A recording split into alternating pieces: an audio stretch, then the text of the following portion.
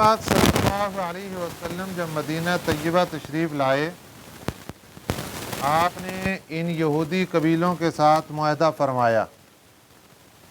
ان یہودی قبائل میں بنو قینقاع، بنو نذیر اور بنو قریظہ، یہ بہت بڑے بڑے قبیلے تھے جو مدینہ طیبہ میں رہتے تھے۔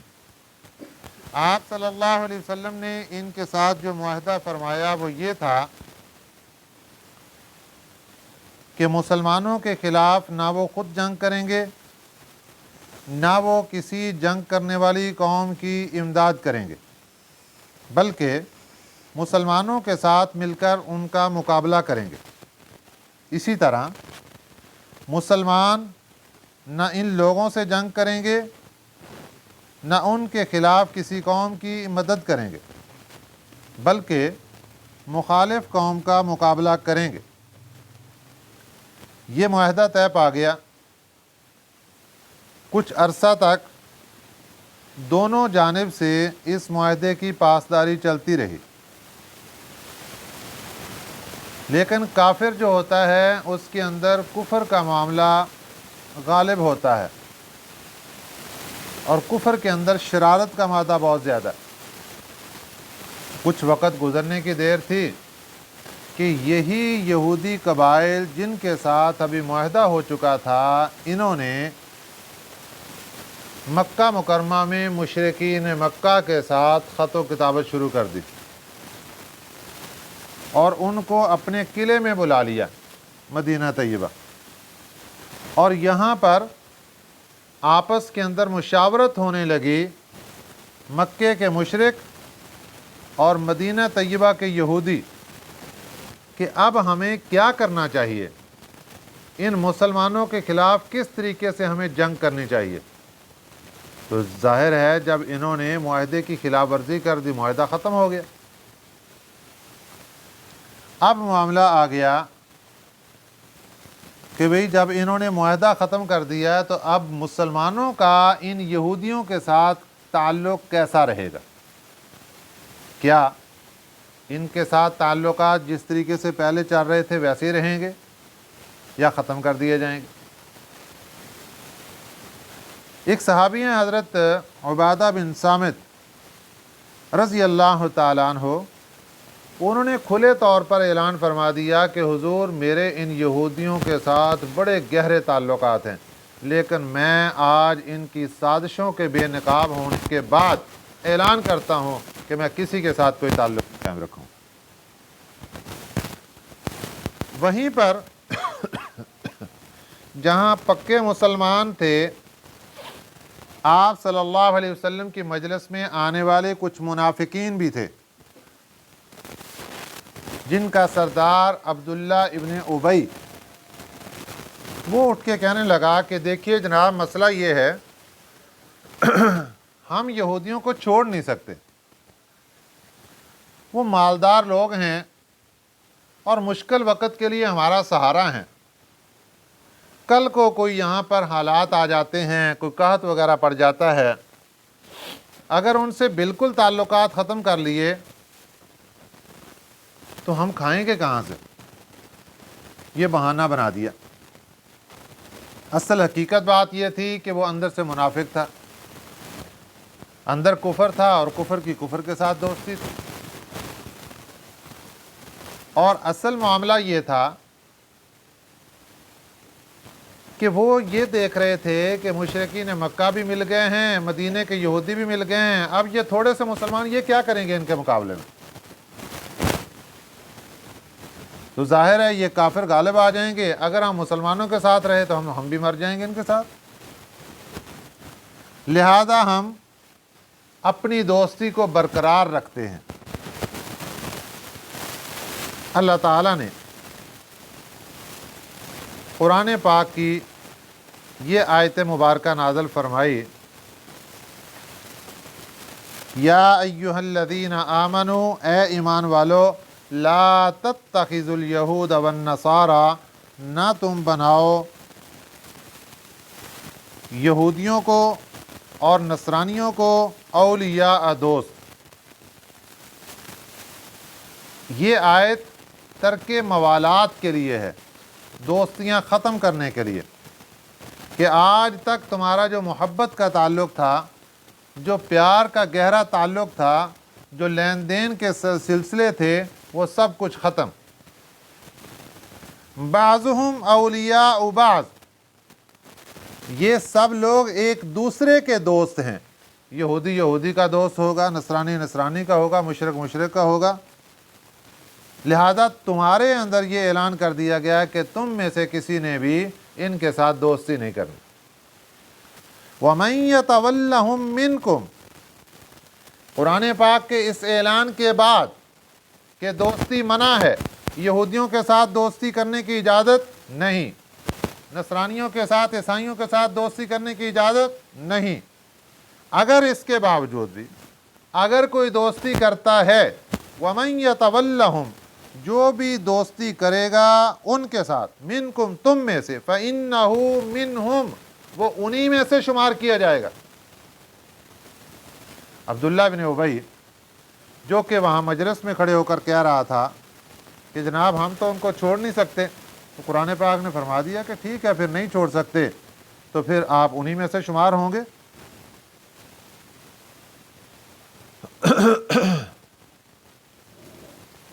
اب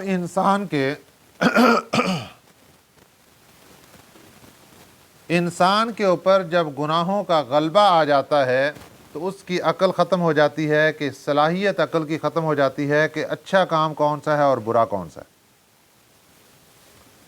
تو اللہ تعالیٰ فرماتے ان اللہ لا یہدی القوم الظالمین، پھر اللہ تعالیٰ ظالم قوم کو کبھی ہدایت نہیں دیتے۔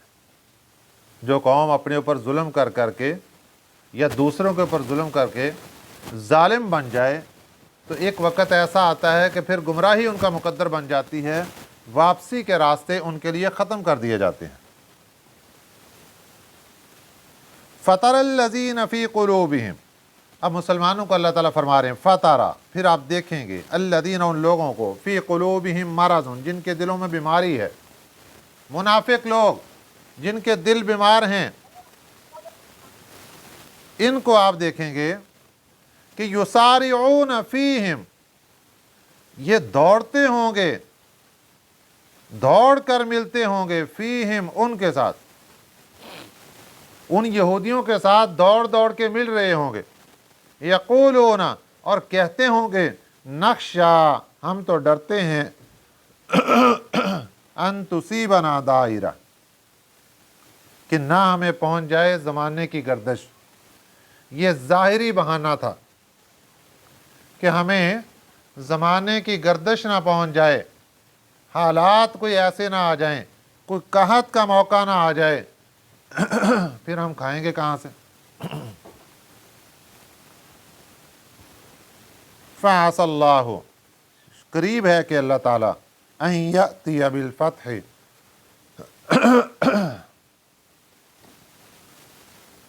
أَن يَأْتِيَ بِالْفَتْحِ، ظاہر فرما دیں فتح۔ فتح ظاہر فرمانے کا ایک مطلب یہ ہے کہ ان یہودیوں کے اوپر اللہ تعالیٰ فتح کو ظاہر فرما دیں۔ تو یہ 3 قبیلے جو مدینہ طیبہ میں رہتے تھے، ان میں سب سے پہلے زوال بنو قریظہ پر آیا۔ سن 4 ہجری کو بنو قریظہ کو، بلکہ بنو نذیر کو یہاں سے جلا وطن کر دیا گیا، اور یہ جا کر خیبر میں آباد ہو گئے۔ پھر وہاں بھی ان کے ساتھ جنگ کی گئی اور وہاں سے بھی ان کو نکال دیا گیا۔ حضرت عمر بن خطاب رضی اللہ تعالیٰ عنہ کے زمانے میں پورے عرب کے اندر کوئی مقام ایسا نہیں بچا تھا جہاں کوئی یہودی رہ رہا ہو، بالکل صفایا کر دیا گیا تھا۔ اللہ تعالیٰ نے وعدہ فرمایا تھا، فَعَسَى اللَّهُ، قریب ہے کہ اللہ تعالیٰ، أَن يَأْتِيَ بِالْفَتْحِ، فتح کو ظاہر فرما دیں گے، او امر من عنده، یا کوئی حکم اللہ تعالیٰ نازل فرمائیں گے، من عنده، اپنے پاس سے، فَيُصْبِحُوا عَلَى مَا أَسَرُّوا فِي أَنفُسِهِمْ نَادِمِينَ، فَيُصْبِحُوا، پھر لگیں گے، عَلَى مَا أَسَرُّوا فِي أَنفُسِهِمْ، ان باتوں پر جو چھپائی ہوئی تھی انہوں نے اپنے دلوں میں، نادمین، پچھتانے۔ یہ جو عبداللہ ابن ابی اور اس کی پوری ٹیم آج جو اپنے دلوں کے اندر باتیں چھپا کے ان یہودیوں کے ساتھ گٹھ جوڑ کر رہے ہیں، دوستیاں یاریاں لگا رہے ہیں، یہ پچھتائیں گے۔ وہ باتیں چھپائی ہوئی کیا تھی؟ یہی تھی کہ اب مشرکین بھی مل گئے، یہودی بھی مل گئے، مسلمانوں کے اوپر تو زوال پکا ہے، یہ تھوڑے سے مسلمان کیا مقابلہ کریں گے ان سے، تو ہم یہودیوں کے ساتھ اپنے تعلق کیوں توڑیں؟ اب یہ ندامت ہوگی، ان کو شرمندگی ہوگی۔ شرمندگی ان کی تین وجہ سے ان کو شرمندگی کا سامنا۔ نمبر 1 کہ ہم تو سمجھتے تھے کہ کافر غالب آ جائیں گے، یہودی غالب آئیں گے، تو یہ تو خود ہی مغلوب ہو گئے، یہ شرمندگی۔ اور دوسری شرمندگی کہ ہم جو اندر سے منافق بنے ہوئے تھے، آج مسلمانوں کے سامنے ظاہر ہو گیا نفاق۔ اور تیسری شرمندگی کہ کافروں کے ساتھ دوستی رائے گاہ چلی گئی، مسلمانوں کے ساتھ دوستیاں ختم کرنے کا نقصان ہو گیا۔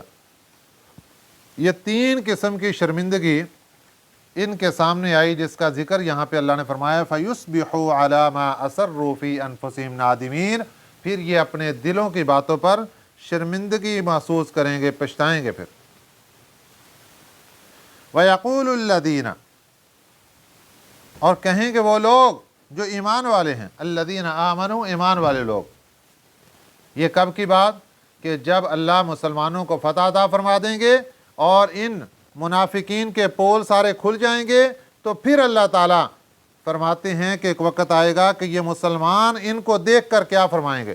وَيَقُولُ الَّذِينَ، اور کہیں گے وہ لوگ آمنوا جو ایمان والے ہیں، أَهَٰؤُلَاءِ الَّذِينَ أَقْسَمُوا، کیا یہ وہی لوگ ہیں جو قسمیں اٹھاتے تھے باللہ، اللہ تعالیٰ کی، جہد ایمانہم، اپنے ایمان کی مضبوطی کے لیے۔ ظاہر ہے مسلمانوں کے پاس آتے تھے، وہ کب شو ہونے دیتے تھے کہ ہم مسلمان نہیں ہیں؟ وہ تو بڑی پکی قسمیں اٹھایا کرتے تھے، ہم پکے مسلمان ہیں۔ انہم لمعکم، کیا قسمیں اٹھاتے تھے کہ بے شک وہ تمہارے ساتھ ہیں، یعنی مسلمانوں کے ساتھ۔ حبطت اعمالہم، ضائع ہو گئے ان کے اعمال۔ یہ کون سے اعمال؟ جو مسلمانوں کے ساتھ مل کر وہ نماز پڑھتے تھے، جو مسلمانوں کے ساتھ مل کر وہ قرآن پاک کی تلاوت کرتے تھے، وہ سب کے سب اعمال ضائع ہو گئے۔ فَأَصْبَحُوا خَاسِرِينَ، پھر یہ رہ گئے نقصان اٹھانے والوں۔ تو اس طریقے سے یہ ساری کے سارے منافقانہ پول ان کے کھل گئے اور ذلت ان کا مقدر بن گئی۔ اس کے بعد اگلی آیت مبارکہ میں اللہ تعالیٰ ایمان والوں کی کچھ صفات ذکر فرما رہے ہیں۔ یا ایھا الذین آمنوا، اے ایمان والو، من یرتد منکم، جو بھی مرتد ہو جائے گا تم میں سے، عن دینہ، اپنے دین سے، فسوف یأتی اللہ بقوم، ان قریب لائے گا اللہ تعالیٰ، بقوم، ایسی قوم کو، یحبہم ویحبونہ، جو ان سے، جو وہ لوگ ہیں اللہ تعالیٰ ان سے محبت کریں گے، ویحبونہ، اور وہ اللہ کی ذات سے محبت کریں گے۔ مرتد ہونا آپ صلی اللہ علیہ وسلم کے زمانے میں جو کچے مسلمان تھے یا جو منافق تھے ان کے ارتداد کا سلسلہ آپ صلی اللہ علیہ وسلم کے زمانے سے شروع ہوا۔ یہ اس وقت کی بات ہے جب ہمارے آقا صلی اللہ علیہ وسلم کے زمانے میں کچھ لوگوں نے جھوٹی نبوت کا دعویٰ کر دیا۔ ان میں سب سے پہلے نمبر پر مسیلمہ کذاب ہے، جو کہ یمامہ کا رہنے والا تھا۔ اس نے دعوی نبوت کر دیا۔ آپ صلی اللہ علیہ وسلم کے قاصد ان کے پاس گئے تو یہ کہہ کر قاصدوں کو واپس کر دیا کہ جناب قانون ہے کہ سفیروں کو اور قاصدوں کو قتل نہیں کیا جاتا، اس لیے میں تمہیں چھوڑ رہا ہوں، ورنہ میں تمہیں نہ چھوڑتا اور تمہیں قتل کر دیتا۔ آپ صلی اللہ علیہ وسلم کے زمانے میں ایک تو اس نے جھوٹی نبوت کا دعویٰ کیا اور اس کے لوگ پیروکار بننے شروع ہوئے، اور اس میں جو کچے مسلمان تھے وہ بھی کوئی اس کے ساتھ شامل ہو گئے، مرتد ہو گئے۔ دوسرا واقعہ آپ صلی اللہ علیہ وسلم کے زمانے میں یمن میں پیش آیا۔ یہاں پر قبیلہ تھا مزجج، اس کا سردار تھا جس کا نام تھا اسود عنسی۔ اس نے بھی نبوت کا جھوٹا دعویٰ کر دیا۔ آپ صلی اللہ علیہ وسلم نے یمن میں جو حاکم مقرر تھا اس کو کہا کہ تم نے ان کے ساتھ اعلان کرنا ہے جنگ کا۔ چنانچہ ایک صحابی کے ڈیوٹی لگا دی گئی اور انہوں نے اسود عنسی کو قتل کر دیا رات میں۔ یہ اس رات کا واقعہ ہے کہ جو آپ صلی اللہ علیہ وسلم کی اس دنیا میں آخری رات تھی۔ اگلے دن چاش کے وقت آپ صلی اللہ علیہ وسلم پردہ فرما گئے۔ آپ صلی اللہ علیہ وسلم کو اللہ تعالیٰ نے بذریعہ وحی یہ خبر فرما دی کہ اسود عنسی قتل کر دیا گیا ہے۔ تو جھوٹے مدعیان میں سب سے پہلے نمبر پہ اسود عنسی قتل کیا گیا۔ اور تیسرے نمبر پہ ایک واقعہ یہ پیش آیا کہ ایک قبیلہ تھا بنو اسد، اس کا سردار تھا طلیحہ بن خویلد۔ اس نے بھی نبوت کا جھوٹا دعویٰ کر دیا۔ اس کے خلاف حضرت خالد بن ولید رضی اللہ تعالیٰ عنہ کو بھیجا گیا، لیکن یہ بھاگ گئے۔ بعد میں یہ خود ہی واپس پلٹے اور توبہ طائب ہو کر اسلام میں داخل ہو گئے، اور کچھ لوگ جو ان کے مدعیان تھے وہ بھی کچھ لوگ مسلمان ہو گئے اور کچھ مرتد ہو گئے۔ ان میں جو سب سے بڑا نقصان اسلام کو پہنچا وہ تھا مسیلمہ کذاب کے ذریعے سے۔ جنگ یمامہ بہت مشہور جنگ ہے، یہ حضرت ابوبکر صدیق رضی اللہ تعالیٰ عنہ کے زمانے کے اندر لڑی گئی۔ غزوہ احد میں ہمارے پیارے پیغمبر صلی اللہ علیہ وسلم کے چچا تھے حضرت امیر حمزہ رضی اللہ تعالیٰ عنہ۔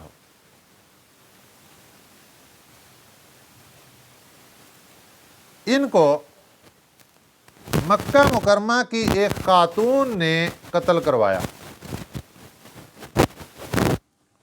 غزوہ بدر کے مقتولین کا بدلہ لینے کے لیے، اور اس کام کے لیے جس بندے کو مقرر کیا وہ تھا وحشی۔ اس نے قتل بھی کر دیا حضرت امیر حمزہ رضی اللہ تعالیٰ عنہ کو، شہید کر دیا، اور اس کے بعد آپ کے جسم کے ٹکڑے کر دیے، ناک کاٹ دیا، کان کاٹ دیا، اور جسم کے ٹکڑے ٹکڑے کر دیے۔ اور پھر بعد میں یہ مسلمان ہو گئے۔ ہمارے پیارے پیغمبر صلی اللہ علیہ وسلم کی مجلس میں جب یہ آیا کرتے تھے تو نبی پاک صلی اللہ علیہ وسلم ان سے فرماتے کہ وحشی تم میری مجلس میں آ کر میرے پیچھے بیٹھا کرو، سامنے نہ بیٹھا کرو، مجھے میرے چچا یاد آ جاتے ہیں۔ اور ان کے ساتھ جو واقعہ ہوا میدان احد میں وہ مجھے یاد آ جاتا ہے اور پھر مجھ سے برداشت نہیں ہوتا۔ تو یہ وحشی کہا کرتے تھے، حضرت وحشی رضی اللہ تعالیٰ عنہ یہ کہا کرتے تھے کہ میں نے جیسے اسلام کو بہت بڑا نقصان پہنچایا حضرت امیر حمزہ رضی اللہ تعالیٰ عنہ کو شہید کر کے، اسی طریقے سے میں چاہتا ہوں کہ میں اسلام کو بہت بڑا کو فائدہ پہنچاؤں، اور اس کے لیے ہر وقت اللہ سے دعائیں بھی کرتے اور مانگتے رہتے۔ تو اللہ تعالیٰ نے اسی صحابی سے یہ کام لیا کہ مسیلمہ کذاب کو اسی بندے نے قتل کیا تھا، حضرت وحشی رضی اللہ تعالیٰ۔ اللہ تعالیٰ نے ان کی دعا کو قبول فرما لیا تھا۔ تو اس طریقے سے مسیلمہ کذاب قتل ہو گیا، اور اس کے جو پیروکار تھے ان میں بہت سے لوگ مسلمان ہو گئے اور کچھ لوگ مرتد رہے۔ اب اصل معاملہ ہے آپ صلی اللہ علیہ وسلم کی وفات طیبہ کے فوراً بعد جو مرتدین تھے بہت کثرت کے ساتھ دائرہ اسلام، جو ابھی لوگ تازے مسلمان ہوئے تھے، آپ صلی اللہ علیہ وسلم کی وفات کی خبر سن کر ارتداد کا سلسلہ بہت بڑھنا شروع ہو گیا۔ تو حضرت ابوبکر صدیق رضی اللہ تعالیٰ عنہ نے ان کے خلاف جنگ کرنے کا اعلان فرما دیا کہ میں کسی کے خلاف بھی اس وقت تک ہتھیار نہیں رکھوں گا جب تک وہ واپس نہیں پلٹ جاتے۔ آپ کے خطبے کے چند الفاظ یہ تھے کہ جو لوگ مسلمان ہونے کے بعد رسول کریم صلی اللہ علیہ وسلم کے دیے ہوئے احکام اور قانون اسلام کا انکار کریں تو میرا فرض ہے کہ میں ان کے خلاف جہاد کروں گا۔ اگر میرے مقابلہ پر تمام جن و انس اور دنیا کے شجر و حجر سب جمع ہو کر آ جائیں اور کوئی میرا ساتھی نہ ہو، تب بھی میں تنہا اپنی گردن سے اس جہاد کو انجام دوں گا۔ کیونکہ صحابہ اکرام رضوان اللہ علیہم اجمعین اس وقت مشورہ دے رہے تھے کہ حضرت اگر آپ ان کے ساتھ لڑنا شروع ہو گئے تو کفار کی جو بڑی بڑی طاقتیں ہیں وہ اسلام پر، مسلمانوں پر دوڑ پڑیں گی، اور خطرہ ہے کہ پھر یہ اسلام کا قلعہ یہیں ختم نہ ہو جائے۔ آپ نے فرمایا نہیں، میں لڑوں گا ان کے ساتھ، اور یہ فرما کر آپ گھوڑے پر سوار ہوئے اور چل پڑے میدان جہاد کی طرف۔ صحابہ اکرام رضوان اللہ علیہم اجمعین آگے آئے اور آ کر عرض کیا کہ حضرت آپ تشریف رکھیں، ہم آپ کے ساتھ آپ کے اعلان کے مطابق جہاد کرنے کے لیے تیار ہیں۔ پھر وہیں سے قافلے روانہ کیے گئے۔ حضرت خالد بن ولید رضی اللہ تعالیٰ عنہ کی قیادت میں قافلہ مسلمہ کذاب کی طرف روانہ کیا اور مختلف محاذات پر قافلے روانہ کیے گئے۔ اب اس کا تذکرہ اللہ تعالیٰ نے یہاں پر اس آیت مبارکہ کے اندر ارشاد فرمایا ہے،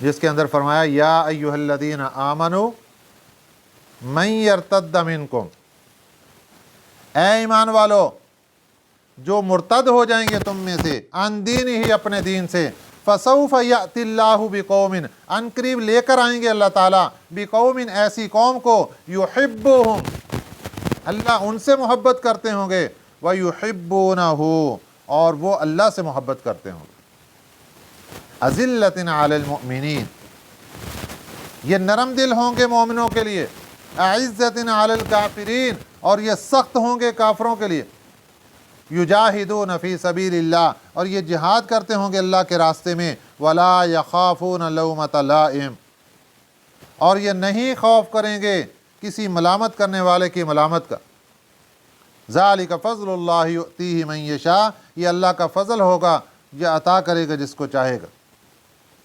اللہ کا فضل ہے، جس کو چاہتا ہے عطا کر دیتا ہے، کہ جس کے اندر یہ صفات پائی جائیں۔ واللہ واسع علیم اللہ وسعت والے ہیں، علیم اور جاننے والے ہیں۔ انما ولیکم اللہ ورسولہ بے شک ولیکم تمہارا دوست اللہ تعالیٰ ہے۔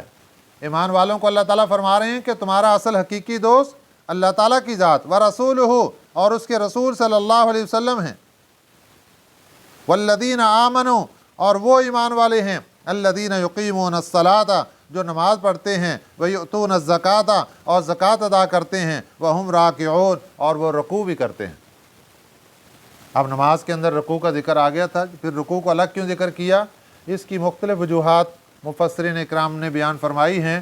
ان میں سے ایک یہ بھی ہے کہ یہودیوں کی جو نماز تھی اس کے اندر رکوع نہیں تھا، اور مسلمانوں کی نماز کے اندر رکوع تھا، اس لیے اللہ تعالیٰ نے رکوع کو خاص طور پر ذکر فرمایا کہ یہ نماز بھی پڑھتے ہیں اور خصوصاً یہ رکوع بھی کرتے ہیں۔ وَمَن يَتَوَلَّ اللَّهَ وَرَسُولَهُ اور جس نے بھی دوستی لگا لی اللہ کے ساتھ، وَرَسُولَهُ اور اس کے رسول صلی اللہ علیہ وسلم کے ساتھ، وَالَّذِينَ آمَنُوا اور ایمان والوں کے ساتھ، فَإِنَّ حِزْبَ اللَّهِ هُمُ الْغَالِبُونَ تو خوشخبری ہے ایسے بندے کے لیے، مبارک ہے ایسے بندے کے لیے، فَإِنَّ حِزْبَ اللَّهِ بس یہ اللہ کی جماعت میں شامل ہو گیا، ہم الغالبون یہی غالب رہے۔ تو اللہ تعالیٰ نے اس سارے سبق کے اندر ہمیں کیا دعوت فکر دی کہ جو معاملات پہلے سارے ہو چکے وہ سارے کے سارے آج ہمارے سامنے رکھے۔ یہودیوں کے ساتھ، نصرانیوں کے ساتھ دوستی کا کوئی فائدہ نہیں۔ دوستی کرنی ہے تو آ کر ایمان والوں کے ساتھ کی جائے، دوستی کرنی ہے تو اللہ والوں کے ساتھ، نماز پڑھنے والوں کے ساتھ، زکوٰۃ دینے والوں کے ساتھ، رکوع کرنے والوں کے ساتھ۔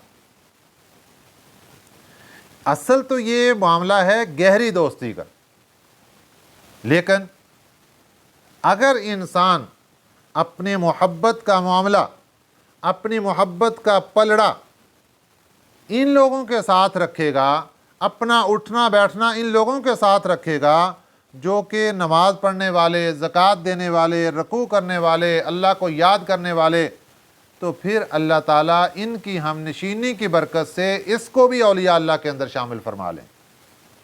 تو اللہ کے نیک بندوں میں شامل ہونے کا ایک طریقہ یہ ہے کہ اللہ کے نیک بندوں کے ساتھ ہی اٹھا جائے، بیٹھا جائے، ان کے ساتھ چلا جائے اور ان کی مجلس میں آیا جائے اور ان کی باتوں کو سنا جائے، تو پھر اللہ تعالیٰ ان کو انہی لوگوں کے اندر شامل فرما لیتے ہیں۔ ورنہ اس سبق کے شروع میں آپ نے دیکھ لیا کہ اللہ تعالیٰ نے کتنے غصے کے اندر فرما دیا کہ ٹھیک ہے، جو ہمارے اس اعلان کے بعد بھی دوستی کرتے ہیں یہودیوں کے ساتھ، نصرانیوں کے ساتھ، وہ سن لیں کہ وَمَن يَتَوَلَّهُم مِّنكُمْ فَإِنَّهُ مِنْهُمْ، جو بھی ان کے ساتھ دوستی کرے گا تم میں سے وہ انہی میں شمار کیا جائے گا۔ تو پھر اگر انسان کافروں کے ساتھ دوستیاں کرتا ہے تو پھر اللہ تعالیٰ ان کو کافروں کی لسٹوں کے اندر بھی شامل فرمائیں گے۔ یہ خطرہ ہے ایمان جانے کا۔ تو اس لیے یہ قرآن پاک ہمیں واضح و نصیحت دے رہا ہے کہ تم سنبھل جاؤ۔ اللہ تعالیٰ ہمیں صحیح سمجھ نصیب فرمائے۔ آمین۔ وما علینا الا البلاغ المبین۔